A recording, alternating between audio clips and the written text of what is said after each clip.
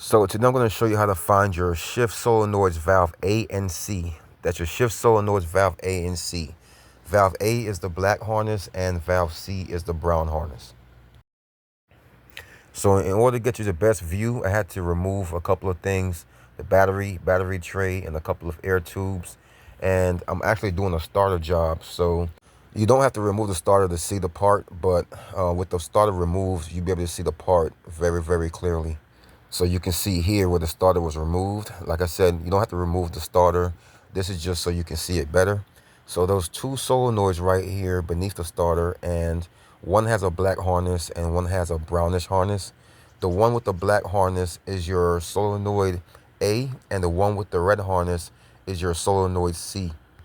So it's real easy to remove these. It's just a simple harness to be removed and then a 10mm bolt to finish removing it. So once you pull the part out, you can put your new part in, put your 10mm bolt back in, and then reinstall the harness. And that's pretty much it. It's as simple as that, guys. That's how you locate and change your sensors. Again, this is the this is the shift solenoids A and C. A and C.